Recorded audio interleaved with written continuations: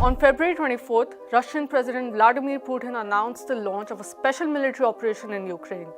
Putin claimed that the leaders of the breakaway republics of Donetsk and Luhansk in the Donbas region had asked for military assistance against Ukrainian aggression.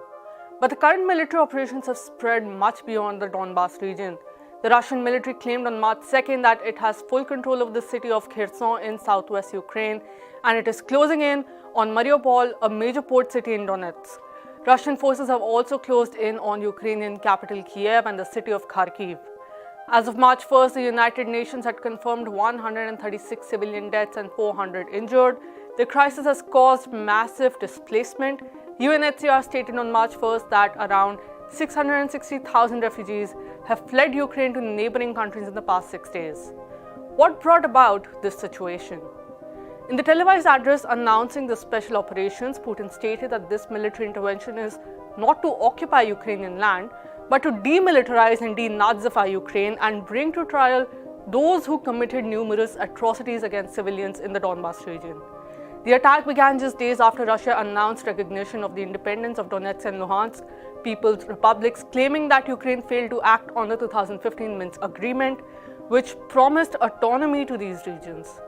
Putin also drew attention to the unrelenting eastward expansion of NATO, stating that NATO powers have thwarted all attempts at reaching an agreement on this issue, which is critical for Russia. This is an issue which goes back to 1991, to the fall of the Soviet Union. Let's start our story from there. 1990s, fall of the Soviet Union and a new world order.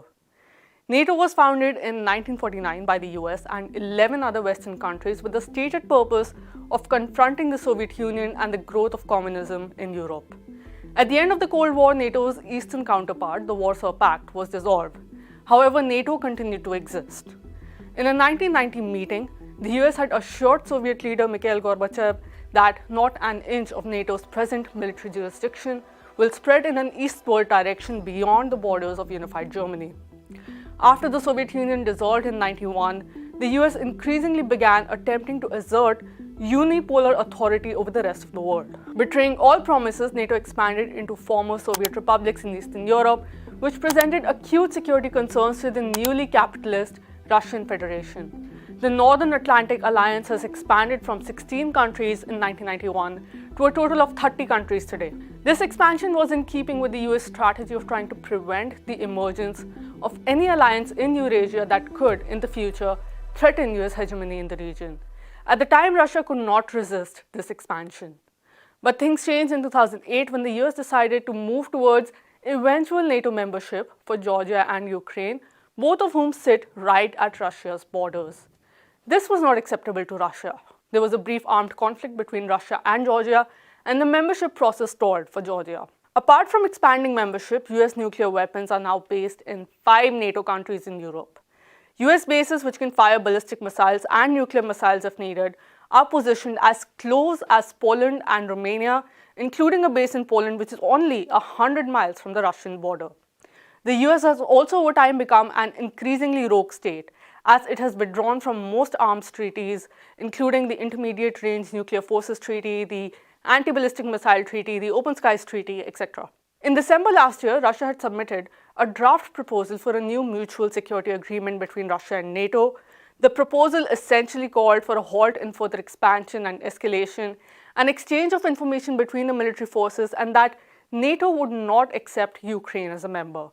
However, the Biden administration refused to even consider it seriously. 2014, coup in Ukraine.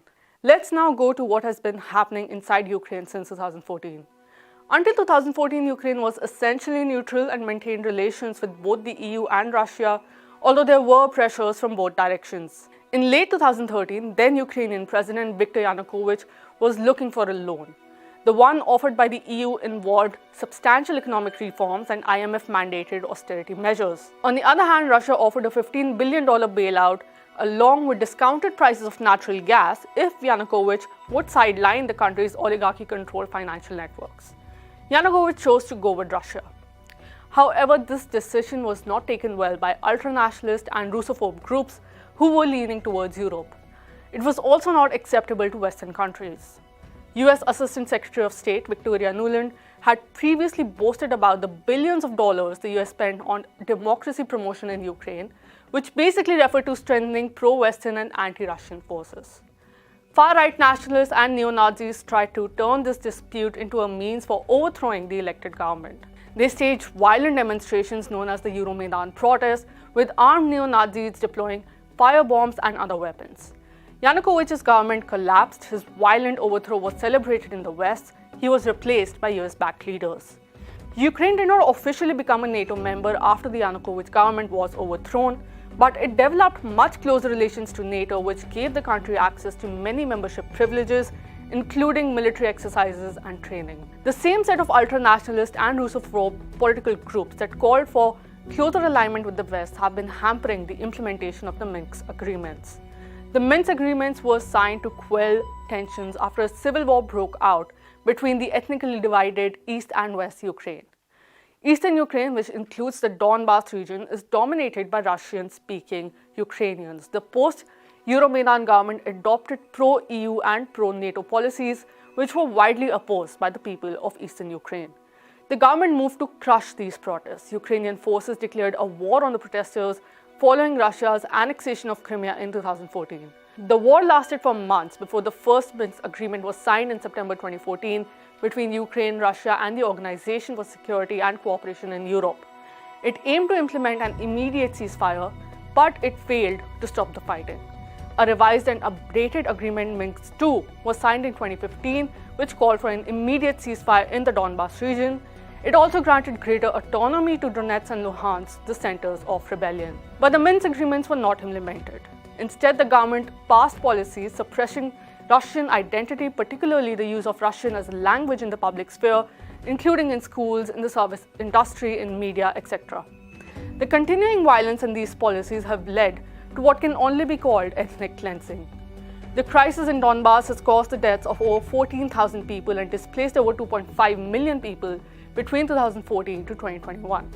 According to Russian claims, over 1.2 million residents of the Donbas region have already applied for Russian citizenship out of a total estimated population of 6 million. These measures, along with the empowerment of neo-Nazi elements, has shattered the plurinational character of the country. Biden has called the ongoing Russian intervention unprovoked. However, in the 4 days leading up to the war, ceasefire monitors recorded almost 6,000 ceasefire violations and over 4,000 explosions in eastern Ukraine, mostly in the Donbas region. The Russian attack on Ukraine cannot be seen in isolation from the decades of expansionist policies pursued by the US and NATO. With the Russian offensive, a massive humanitarian crisis has broken out, and two nuclear powers, NATO and Russia, are confronting each other. The impact of sanctions will be felt by millions of ordinary people. Progressive movements have been calling for an immediate end to all hostilities, negotiations, and security guarantees for both Ukraine and Russia. They have also been demanding that NATO be disbanded. As an offensive alliance, NATO does not stop conflict but only fuels it, as can be seen in places like Libya, Iraq, Syria, and now as a direct result of its actions in Ukraine.